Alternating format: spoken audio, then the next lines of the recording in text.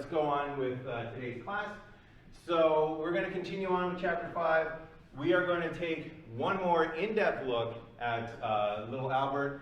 Unfortunately, I didn't have a chance to print out the handouts for this, so make sure that you take these notes as we go through the video so that when we take it up, you will know how you're doing in terms of identifying certain things in the little Albert study. And then we'll take a look at, once that's done, additional factors in phobic conditioning. So we looked at classical conditioning and how it can, how the basics of a phobia can be developed. You take a neutral stimulus, pair it with an unconditioned stimulus. The unconditioned stimulus causes the unconditioned response of fear. Later on, that neutral stimulus turns into a conditioned stimulus where it alone causes the conditioned response of fear. That's the basics of phobic conditioning.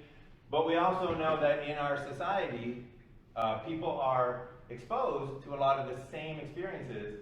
Some of them develop phobias, some of them do not. So psychologists have identified additional factors in phobic conditioning that basically can identify who might be more at risk and who might be more resilient to that condition.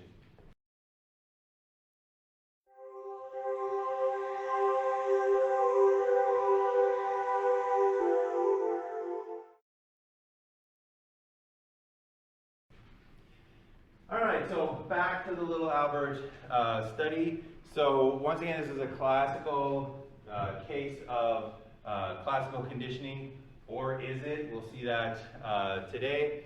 So what I want you to do as we go through the video, and you might want to, again, in your notes, if you printed this out on the PowerPoint notes, you'll have this already. If you haven't, just kind of put little headings. And what I would like you to do now that we rewatch the little Albert video is make a list of the stimuli that are used in the little Albert study. So what events that could potentially influence behavior were used in the little Albert study? And there was a number of these different stimuli. So try to note the stimuli. Try to make note of responses, particular instances of behavior. So what responses were there in the little Albert study? Specifically, you can look at little Albert. What did he do in this particular study? We're going to take a look at contiguity. So contiguity is a closeness or a nearness of events. Temporal contiguity, closeness in time. So what events occurred close in time? Specifically, the rat and the loud noise. Were they temporally contiguous? And then also the rat and the loud noise, were they spatially contiguous? And if not, how could that contiguity be increased to be made more spatially contiguous? Contingency, the occurrence of one event predicts the probable occurrence of another. So what was the contingency between the rat and the noise? And this contingency between the rat and the noise is actually one of the main criticisms of this as a classical conditioning study. So we'll discuss that as well. And then when they talk about the conditioning, what was the research design that was used? Was it a single comparison design? Was it a reversal design? So when they treated little Albert with this treatment, what sort of design was it where they tested little Albert? And then finally, stimulus generalization. This is held up as one of the hallmarks of stimulus generalization. So that's the tendency of your conditioned response, that conditioned response that little Albert learned, to occur in the presence of stimuli that are similar to the conditioned stimulus. So fear occurring not in the presence of the rat, which is the conditioned stimulus, but in presence of stimuli that are like the rat. So what was the evidence that they suggested was stimulus generalization? And then what is an alternative explanation? So something that is not stimulus generalization, but would still let little Albert learn to fear and show fear to these new stimuli. All right, so one more time with little Albert. So again, as you're watching this, make a note, what are the stimuli, what are the responses, rat and noise, temporally and spatially contiguous, what's the contingency, what's the design, and then what are the, what's the evidence for stimulus generalization. John B. Watson, known for establishing the behavior school of psychology, carried out one of the most influential psychology studies in the 1920s that would later on be something that would never be forgotten. Classical conditioning, first experimented by Ivan Pavlov, was used on a dog when an unconditional stimulus was used to produce an unconditional response, and a conditioned stimulus was used to produce a conditioned response. This was later on extended by Watson in his demonstration of the Little Albert experiment.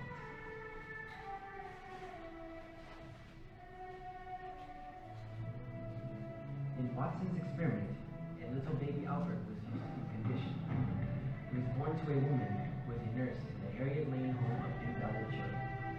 Although raised in a hospital environment, Albert developed normally and was very stable.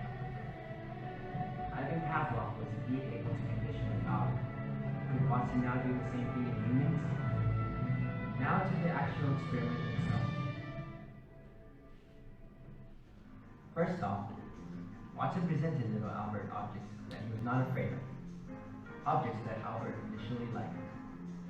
These included fire,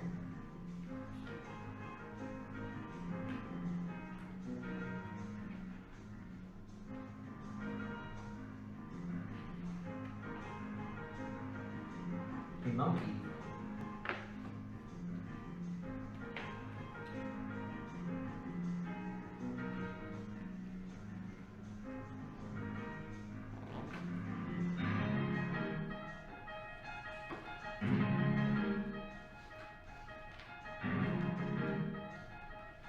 a dog,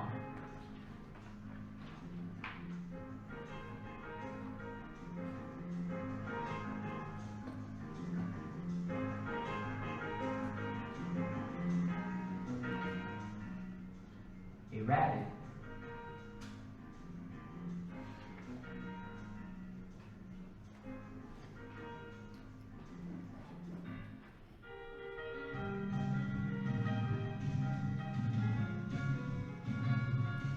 and finally, a white rat.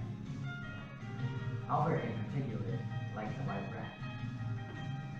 From all these clips, notice Albert's positive reactions. And now comes the conditioning. To start off the conditioning, when Albert reached to touch the rat, a loud bark was struck whenever Albert reached for the rat. Here, Albert first off fell forward and was startled, but he did not cry yet. But he reached for it for a second time and heard it, and then he started to cry. Watson had indeed conditioned a fear response in little Albert. Albert was then shown a rabbit. He immediately cried and got as far away as possible from it. Then a dog was also brought in. Albert did not cry right away. He was acting cautious, and it was only when the dog came right up to his head that he began to cry and tried to get away from it. After this, a seal fur coat was brought in. Albert turned away from it and was agitated.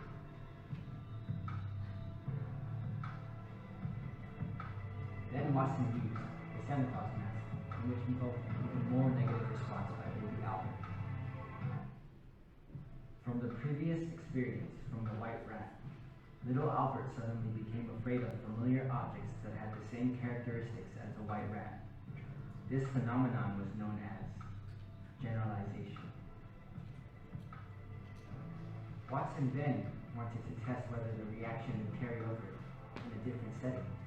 The previous tests were done in a small dark room, but now he was brought into a larger room.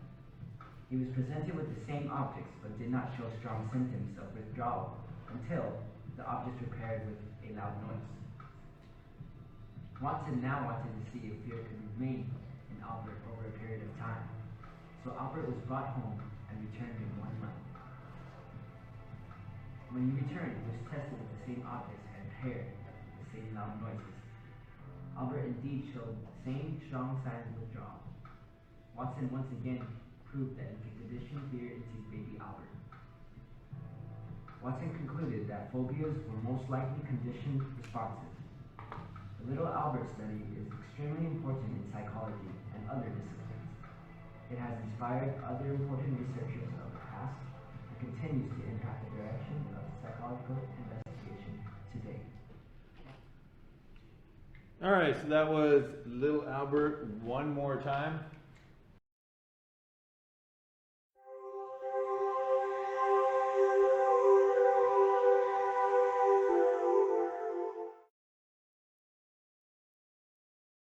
So right now let's take a look at your analyses, your answers for each of these questions here. All right, so in terms of the stimuli, what were the stimuli that were used in the little Albert study? So what do we got? Yep. So there was a dog, definitely. That was one of the stimuli. What else is there? Loud noise, that's another stimuli. What else? I heard rabbit, monkey. There was a white rat, there's fire. The seal fur coat. Santa Claus mask. And there's one more that I listed. Stimuli, really, if you wanted to push the limits of the definition of stimuli, literally everything that is there is a potential influence of behavior. The other one that was mentioned was a large room. So there was the smaller room that he was conditioned in, and then he was brought back into a larger room. That's a stimulus. But then other stimuli that might have been important but weren't as apparent were the mom. She was a stimulus because you would see that little Albert would look at her occasionally. She had the potential to influence behavior. She fits the definition of that stimulus. And also Watson himself was a stimulus because Watson was there and he was a potential event that could influence this behavior. So we have, again, the fire, the monkey, the dog, the rabbit, the mouse, all of these were mentioned, the loud noise as well. We got the seal fur coat, we got the Santa Claus mask, and we have Mom and Watson were all part of this list of stimuli in this study. All right, what were some of the responses from the little Albert study? What are some of the things that, behaviors that were observed? So there was fear was observed. So what behaviors were shown for fear? Because fear is more of a non-observable, non-objective. I forgot the terms. You want to help me out? What was the one in the original ones? Does anybody remember? Overt and covert. Thank you. Fear is more of a covert behavior, but there are definite overt behaviors that indicate fear. So what might some of those be? Crying was one of them. Try to stay away. Trying to stay away, so moving away is another one. Cautious, Agitated and cautious again would be more of kind of like a covert thing, but backing away would be like an overt behavior that we could see. So other than fear reactions, what else did little Albert do? What other behaviors were there? He reached out, that's one. What else is there? He was trying to pet and pick up the rats. He was interacting with some of the animals. He was, as we mentioned before, looking at his mom occasionally, looking at Watson. There's one more that was overtly shown that he did. He fell over. So that was the last one that I had listed on my responses. Did anybody else see any other behaviors that little Albert did? Looking at the mom, looking at Watson. There was that time when he was like shaking his head. So all of these could be behaviors, or all of these are behaviors that or particular instances of certain behaviors.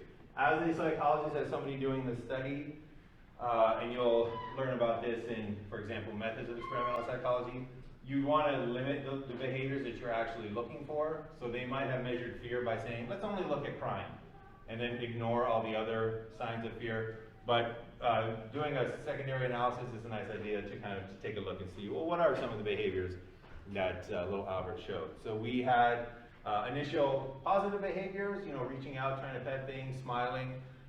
We had falling over, we had crying, and we had looking at Mom, looking at Watson. All of these were behaviors in that study. All right, temporal contiguity. Were the rat and the loud noise temporally contiguous?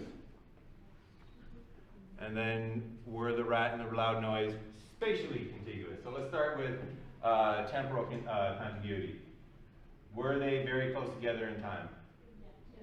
Yes. So when they were doing the conditioning, when they were doing the treatment, they presented the rat, and then it's kind of hard without any sound to know exactly when the loud noise was struck. But basically, because the rat was still there, there was no divider between the presence of the rat and the sound of the noise. So we know that it is about as temporally contiguous as can be. If they presented the rat and then took it away and then sounded the noise, the longer between taking the rat away and sounding the noise, the weaker the conditioning would have been, because that's that delayed conditioning.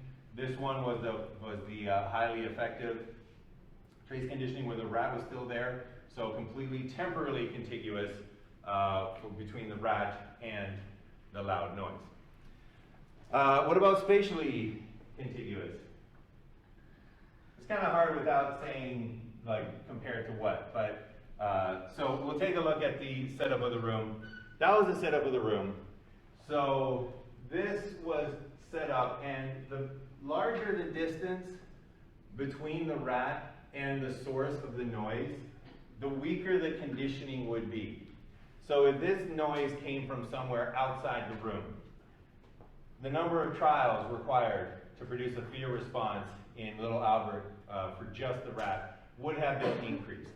If we could have somehow made the noise come from the rat, so if we were able to put a loudspeaker on the back of the rat that was loud enough to produce a loud, startling noise, that would actually increase the amount of conditioning that occurred, because that would be closer to the actual stimulus here. So the closest of the stimulus, the more you can increase it, the better the conditioning typically is.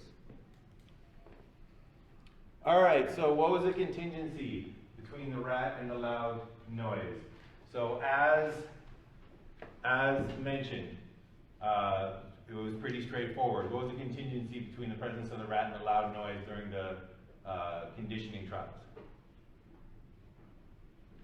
Mm-hmm.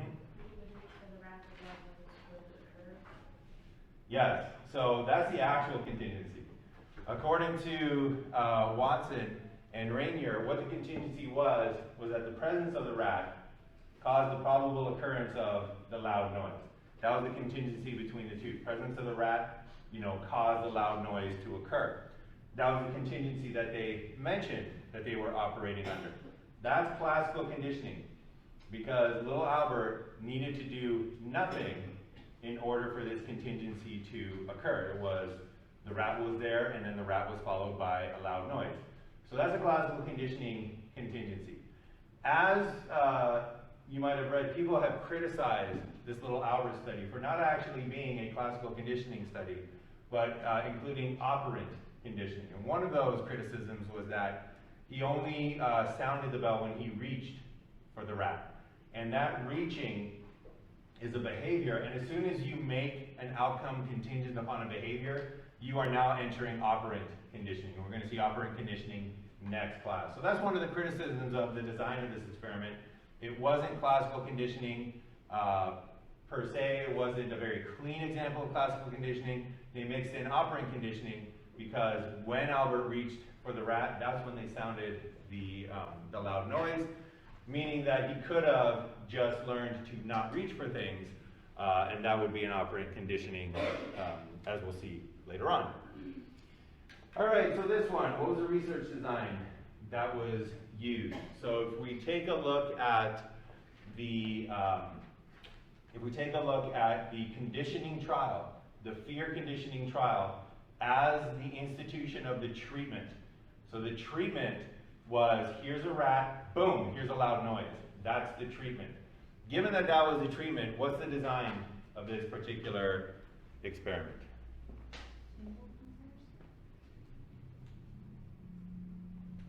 So we have a single comparison design. Multiple baseline across the cassette. We have one vote for multiple baseline. Anybody for a reversal design? Yeah. Okay, so we got votes for multiple of these, and that's actually about correct. This one really is a sort of mixed bag. It's not a very clean example of this is clearly a single comparison. This is clearly a reversal or multiple baseline. It's kind of like a mixed bag of these. So let's take a look at what that bag is. So just to kind of identify the different areas, the first part that we have, and this is definitely there, was baseline. So they did go through that baseline phase. There was a period where they said, oh, let's just take a look at how little Albert reacts in general to stimuli. So here's some fire. How much fear does he show to fire? Here's a monkey. How much fear does he show to monkey? So this is before the treatment. This is before the loud noise. This is before anything has occurred. So they're just showing him dogs and rabbits, and importantly, they showed him the white mouse just to make sure what is his response in the baseline phase. So there's definitely a baseline phase to this. The treatment phase, in this case, would be the trial where they struck the bar to make the loud noise. So that's the treatment phase. So every single time that they presented the rat, I think they did it twice. They presented the rat, they struck the loud bar, and then they mentioned that he didn't show a lot of fear, so they presented the rat again, and they struck the bar again, and this time little Albert started crying. Those two trials, that's the treatment phase. And then we have a reversal design here in part. So part of it is a reversal design because when they presented the rat after the treatment phase, when they presented the rat and they were no longer striking the, it should be that one right there. When they presented the rat and they were no longer striking the noise, the bar, that is a return to baseline. That is the termination of the treatment. We're not pairing the two together anymore. We're returning to baseline where I just presented you with the rat. Let's see what's going on with this particular treatment. So in that case, we have a reversal design where they measured, just to kind of be able to use the graphs we had before, but they measured positive behaviors. That was his positive behaviors during baseline before the treatment. So that was when they were presenting him the rat initially, and the narrator mentioned, oh, Albert particularly enjoyed the rat.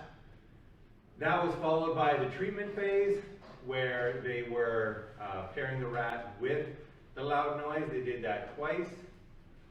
And we see that little Albert's positive behaviors have gone down. But now we don't know why they have gone down. Maybe little Albert's just tired, right? Maybe he needs a diaper change. Maybe, or whatever, maybe he's hungry. We don't know why he's crying.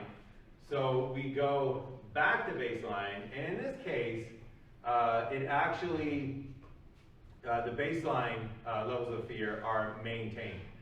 So this is a good example of a reversal design. However, it highlights one of the weaknesses of the reversal design.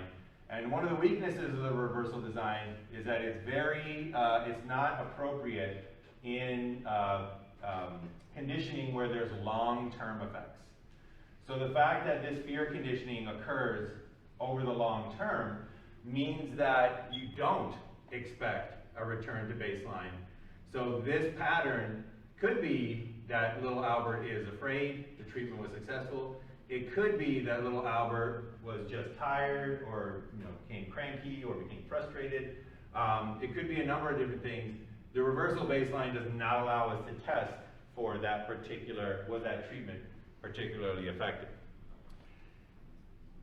So we have the reversal design. I don't have it up here apparently, but we also had multiple baselines across, in this case, across situations design, because they initially trained him and measured him in the small white room, and then they moved him to a large dark room. And it would have been a very clean example of multiple baselines across different situations if they had a second baseline in that dark room and then trained him in that dark room. That would have been a more clear example of multiple baselines across situations. But as it is, this study, as influential as it is highly criticized, partly because it's not as clean as you would want the study to be. All right, so last one. What is evidence? What was given as evidence for stimulus generalization? So they conditioned fear to the rat. They only ever paired the rat with the loud noise, and then they're making the argument that that conditioned response of fear generalized to other stimuli. So what other stimuli did they test little Albert with to see if they generalized to those other stimuli? So there was the Santa mask was one, the coat was another one, and the dog was the third. So they presented, oh no, and they used the rabbit. I forgot about the rabbit. Okay, so we got the rabbit as well. So they presented the rabbit. The rabbit was never paired with the loud noise. The rabbit was never a neutral stimulus paired with the unconditioned stimulus of the loud noise, causing the unconditioned response of fear. So the fact that that little Albert now showed fear to the rabbit, whereas initially the rabbit was clearly a neutral stimulus, but now seems to be a conditioned stimulus that causes a conditioned response of fear, that's evidence of stimulus generalization. The fact that little Albert was afraid of the dog was also given as evidence of stimulus generalization. The fact that he was afraid of the fur coat, also given as evidence of stimulus generalization. And the Santa Claus mask was perhaps, I guess, culturally the saddest one for people, that he was now even afraid of Santa Claus. So this is one of the areas where it has been criticized. So one of the ones that kind of stands out is the dog. So why might the dog not be an example of stimulus generalization? Mm-hmm. There's a dog that's safe, it's big and has teeth, and yes. it can just be scary. Exactly. So if you compare his first experience with the dogs to his second experience, they're very different experiences. Also, the dog looks really uncomfortable. I don't know if that matters, but the dog looks kind of crazy, and he didn't really react at first until the dog got closer to his face. Yep, exactly. So, And like he was pulling the dog by its neck on the leash. mm-hmm. Just that behavior itself would make it sound like. Yeah. It would make you uncomfortable. And I don't know what noises the dog was making, but that could, just by itself, be an unconditioned stimulus that causes the unconditioned response of fear. So that's one of the criticisms to point out in this. So if you've ever taken developmental psychology, you will know that little babies, little Albert's age, they usually don't fear many things, right? When you're born, you're not afraid of a lot of things. A lot of that is conditioned fears that you will learn as you become socialized. However, that does not mean to say that there are some things that you are not pre-programmed instinctually to be afraid of. And one of those is looming. So what looming is just in general, if you have an object, that object at whatever distance it's away from you, so my hand is a certain distance away from my eye, that object makes an angle at my eye. As it comes closer, that object increases its visual angle in my eye. And there comes a point, because of the way that geometry works, where the angle increases very quickly, and that's when it's about to hit you in the face. And if you test very, very young, almost newborn infants, and you do that, you show them a screen where there's a circle on the screen, and the circle just all of a sudden grows larger, they will show fear. They will experience fear, because looming, that idea of something coming really close, has been pre-programmed into us. It's an unconditioned stimulus. You do not have to learn about looming.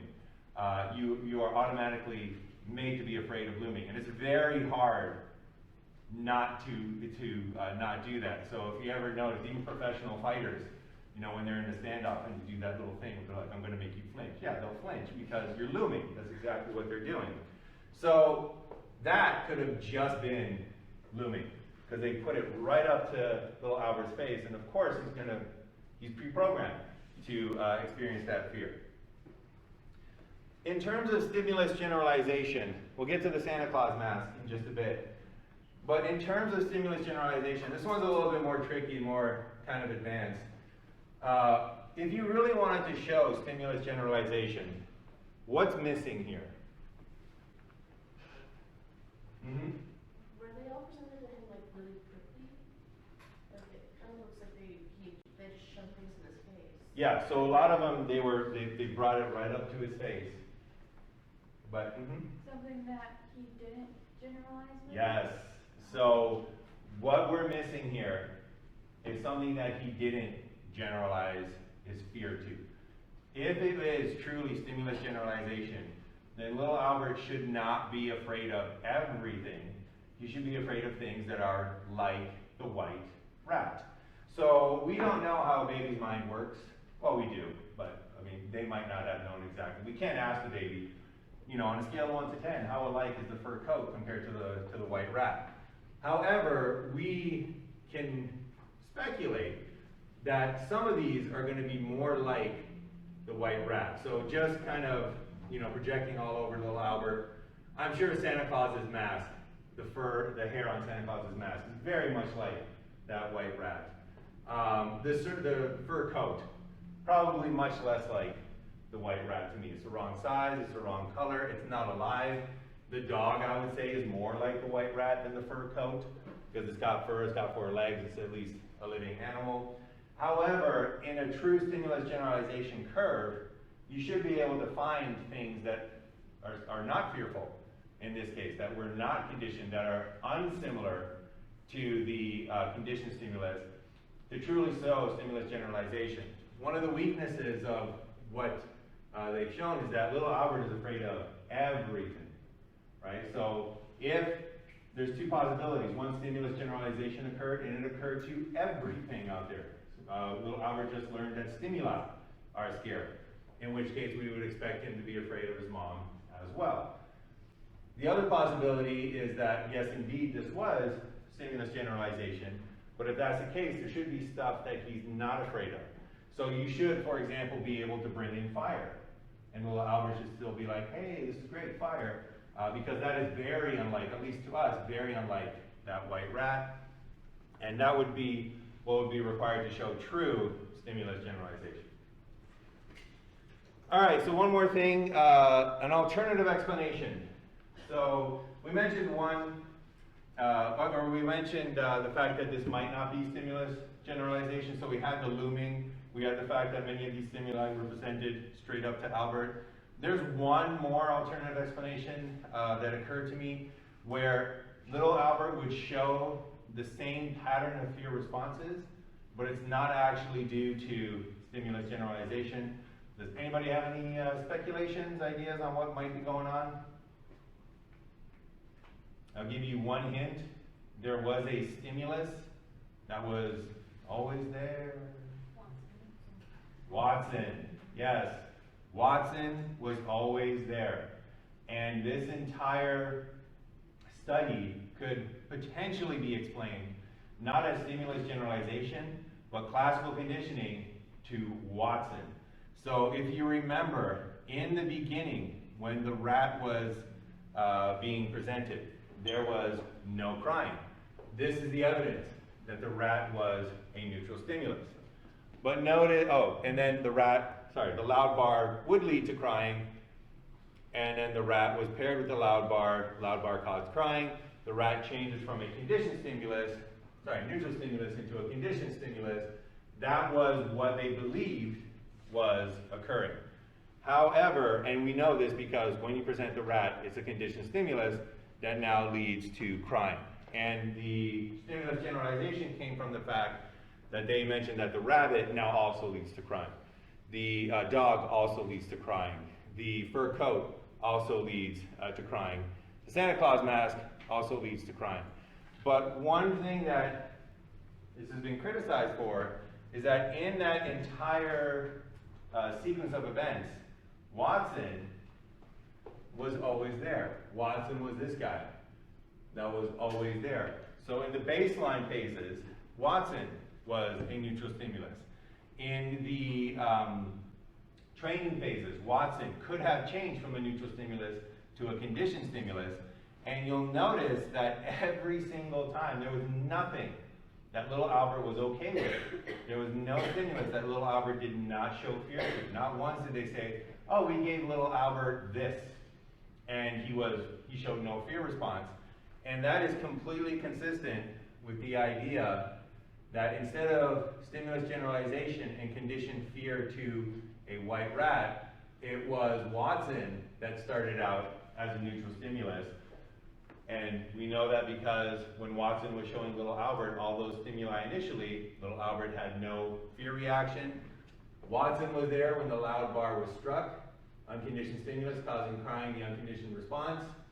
Watson could have changed into a conditioned stimulus that by himself caused crying.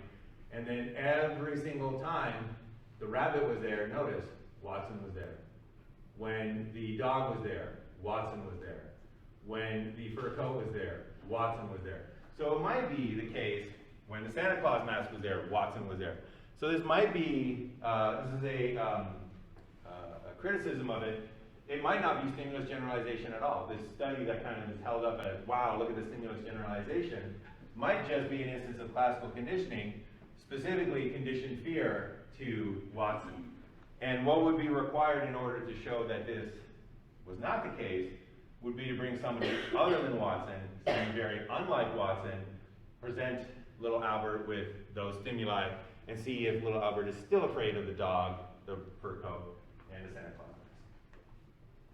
All right, so that is our look at little Albert. Any questions on that before we wrap up our section on little Albert here? All right.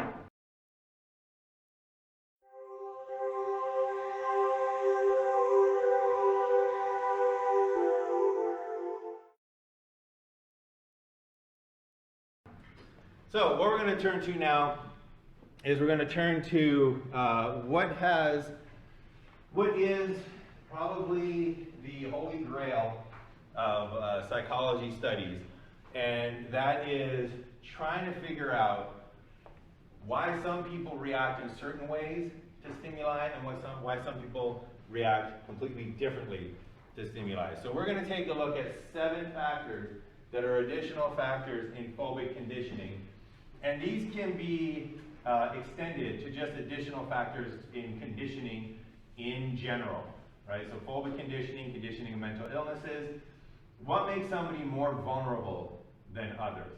Because currently the way that psychology is, if you give me 1,000 people, not even, if you give me 100 people in one situation, and you give me 100 people in a second situation. So for example, if you give me 200 pet owners, and for 100 pet owners, their pet recently died. For the other 100 pet owners, their pets are completely fine. I will be very good at predicting that the 100 pet owners whose pets have died should show higher depression symptoms than the 100 pet owners whose pets are still alive.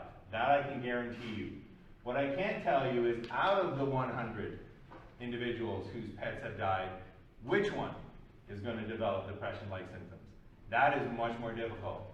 And if you can get down to the which person, which individual will show particular behaviors, just be sure to thank me in your acceptance of the Nobel Prize.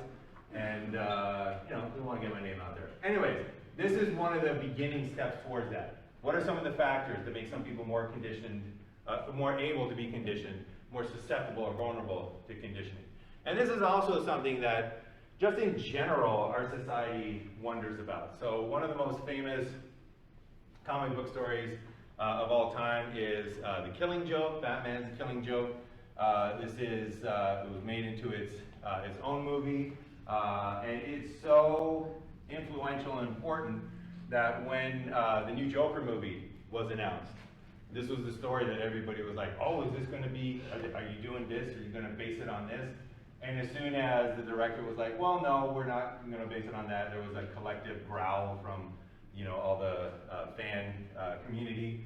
This was the one that influenced Heath Ledger's portrayal of the Joker in The Dark Knight. And basically, it's a story that illustrates this idea. What's going to cause some people to develop mental illnesses, phobias? What's going to make other people resistant? So the basic plot of the story, you have the Joker. He starts off as a struggling stand-up comedian. His wife is pregnant. They're expecting a child. He needs money. So there's a number of stressors that are going on in his life. Because of this, he decides to turn to a life of crime. So he's working as a lookout for a heist at a chemical factory. He's basically being used as a scapegoat. The gang leaves him for Batman to capture. That's why he's in this red cape and red hood. He ends up escaping by jumping, unfortunately, into a vat of chemicals. And just all of the hardships and stresses and piling on and piling on and piling on, and the disfigurement of his face eventually leads him to crack, and that's the origin story for the Joker. So the Joker in this story decides that the reason he is the way that he is just an unlucky break. And this would happen to anybody. Anybody that went through one horrible day would end up exactly like him. So it's not his fault. He was just a victim of circumstance. So he goes out to prove this by going to Commissioner Gordon's house and shooting Barbara Gordon, his daughter, in the spine, and then kidnapping Commissioner Gordon and basically giving him the absolute worst possible day that an individual can have. Turns out in the end that Commissioner Gordon does not break. So Batman finally rescues him, and he goes, he was trying to drive me mad. And Batman's like, oh, I'll stay here with you until police arrive. And he goes, no, I'm okay, you have to go after him. You have to. And he goes, I want him brought in, and I want him brought in by the book.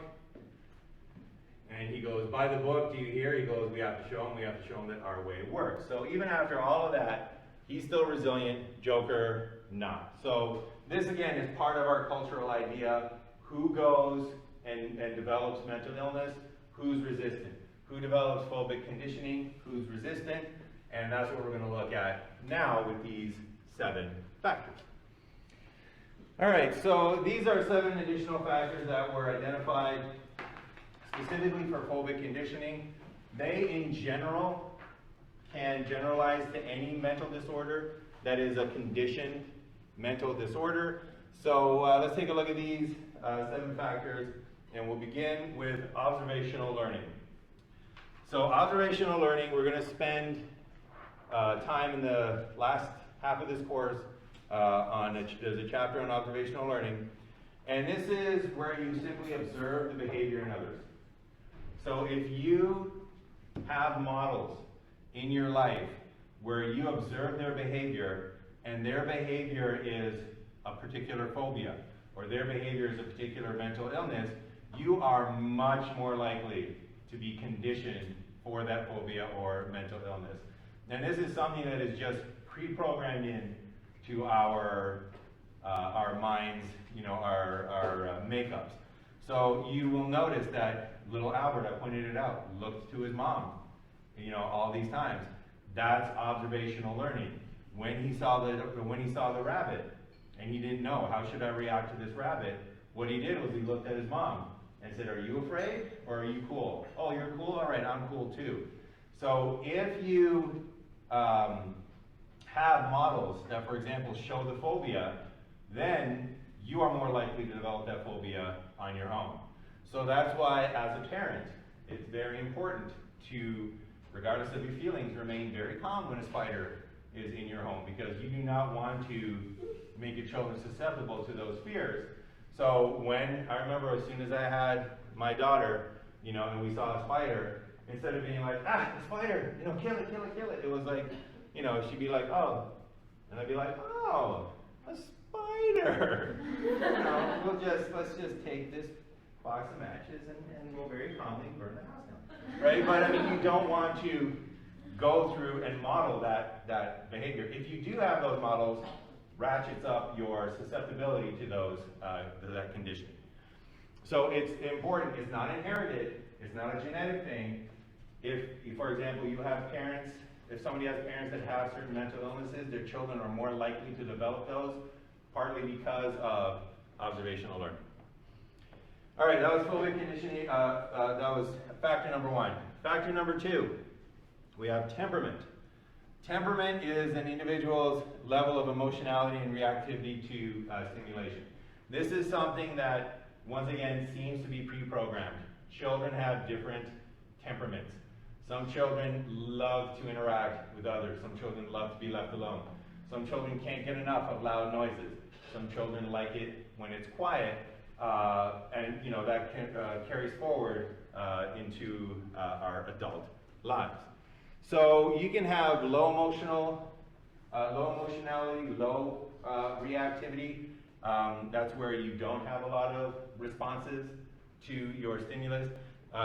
You can have high emotionality, high reactivity. That's where you have very large responses to a particular stimulus. And the relationship between these two and conditioning is the exact opposite of what you would expect. So people with low emotionality, low reactivity are counterintuitively easier to condition. And I would have thought the opposite. They're clearly not reacting very much to the stimulus.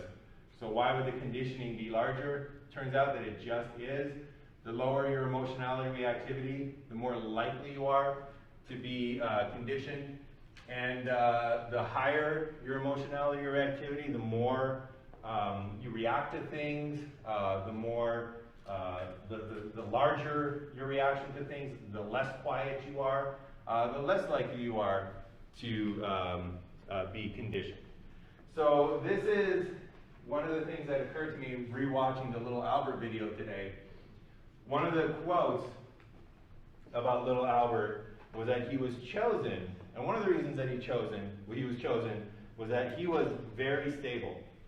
So there was nothing wrong with Little Albert. In fact, he was a very stable toddler, or young child. And what that indicated, that very stable, could indicate low emotionality, low reactivity. So he didn't throw a lot of tantrums. He didn't have huge reactions to stimuli. That could have caused him to be easier to be conditioned. There's a more sensationalistic example of this. Does anybody know what the cliche is when somebody is discovered to be a serial killer and the news reporters come and they start interviewing the neighbors? What's the cliche thing that the neighbors usually say? I have no idea. And why did they have no idea? They were nice and quiet. Because they were nice and quiet. It's never the case where they're like, oh yeah, the serial killer threw tons of parties, and we would get into constant arguments, and they were very loud, they were very abrasive, they were very obnoxious, they were very highly emotionality and reactivity. No, it's always low. It's always they were very quiet, they kept to themselves, they were very polite, they weren't very loud, I hardly ever knew they were there. Low emotional reactivity, and then just life's contingencies push them towards those horrible, horrible behaviors. All right, next one, preparedness. So another factor in phobic conditioning is preparedness. This one is less for who will develop phobias, and this one is more for why certain phobias develop. So we are genetically predisposed to learn certain kinds of associations. We are prepared to associate certain stimuli with each other. So, for example, usually you don't hear about phobias with fire, right? There's not a lot of people walking around saying, oh my gosh, I have a huge fear of fire. Because in our evolutionary history, fire was very important. And people who were afraid of fire, cave people who were afraid of fire, and said, oh my gosh, we got a fire in a cave, I gotta run out of here. Well, they were eaten by bears or woolly mammoths or saber-toothed tigers, what have you, and their DNA didn't get propagated. So we are predisposed not to be afraid of fire. We're prepared not to be afraid of fire. Things like monkeys. Monkeys were not a great danger to us when we were living. Dogs have actually evolved with humans. And there is a ton of real cool research that shows that as our brains develop and change over time, dogs change and develop to match with us. So there are certain things that we are not programmed to fear. And a lot of those examples were here. There's certain things that we are programmed to fear, like spiders. And that's why many people have a fear of spiders. Some of the big ones we're programmed to fear, we're programmed to fear spiders. There's a lot of people who have an aversive reaction to spiders. Snakes is another one, because again, in our evolutionary history, snakes were something that we needed to learn to be afraid of rather quickly. It did you no good to be bitten by a snake more than once or twice before you learned, oh, maybe I should avoid this particular, stimulus. Whereas a monkey can, jump on you and kind of paw at your face or whatever 10, 15, 20 times before you're like, well, maybe I'll stay away from these monkeys. Poisonous animals like spiders and snakes, we need to learn those very, very quickly. Heights is another one that we are prepared to, be conditioned to fear. And again, they look at the evolutionary past, the cave people that got close to the cliff and then fell over and then came back and they're like, oh my gosh, I think I broke my leg. Let me go back to that cliff and just make sure, right? They'll fall over again, break another leg. They're gone. The ones who kind of like looked over the cliff, maybe fell over, maybe they're like, oh my gosh, I'm injured. I'm never going close to a cliff again. They're the ones that survived. So again, this is more not why certain people get conditioned, but why certain fears get conditioned much more easily. All right, carrying on. History of control. This one is a fascinating one. History of control is basically your history of being able to control your environment. So your history of being able to control what happens to you and what does not happen to you. And the more history of control you have, the more resilient you're going to be to any mental illnesses or phobic conditioning. So going back to little Albert, we see that he was stacked against, so the probability that he would have phobic conditioning was stacked against him. Number one, he had low emotionality reactivity. Number two, he barely has a history of control. He's an infant. He has no control, right? Think about when you're an infant. If you want food, what's the most you can do? You can cry. You got a wet diaper, what's the most you can do? You can cry. Sometimes you just want to go to sleep. What's the most that you can do? You can cry, right? So you have very little control, very little history of control in your environment. You have a high probability of being conditioned. If you take a look at areas where people have very low history of control, you will see that they are oftentimes associated with high prevalence of mental illness. So people in jail have very low self-control. Or very low amounts of control. That's what being in jail is all about. They've taken away their ability to control their environment. The instances of people developing mental illnesses in jail is much higher than the general population. And this history of control is also a reason why people really started focusing on children that are bullied. Because a bully, if you're being bullied, basically you don't have that history of control. So you want to sit here for lunch? No, you don't. That's my chair. you move. Oh, you thought you brought enough money to buy yourself a lunch? No, you didn't. Your money's mine.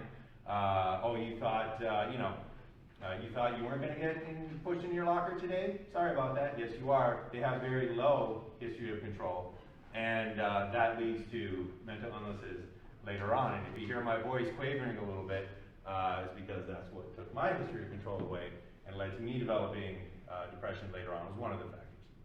All right, let's get off the history of control before I lose it. All right, so incubation. So incubation, we'll see if we have enough time for them all. If not, we'll catch up on the rest of them. We'll end it on incubation. So incubation is a weird one, but again, it's a factor in this phobic conditioning, and it's the strengthening of your conditioned fear in response to very brief exposures to an aversive conditioned stimulus.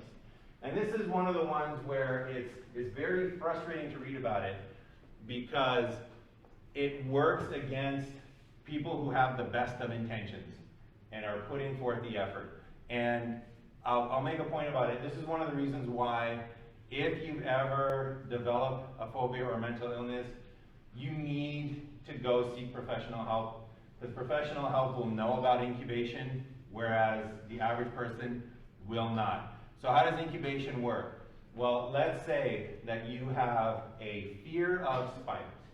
Right? You develop, maybe not a full-blown phobia, but you're afraid of spiders. And you sit there thinking to yourself, you know what? I don't want to be afraid of spiders anymore. It's silly. I know they're not poisonous, but I'm still afraid of them. I don't want to be afraid of spiders anymore. So I know what I'm going to do. I'm going to go down to my basement. And I know there's spiders down in my basement. And I'm going to expose myself to those spiders. I'm going to go through extinction.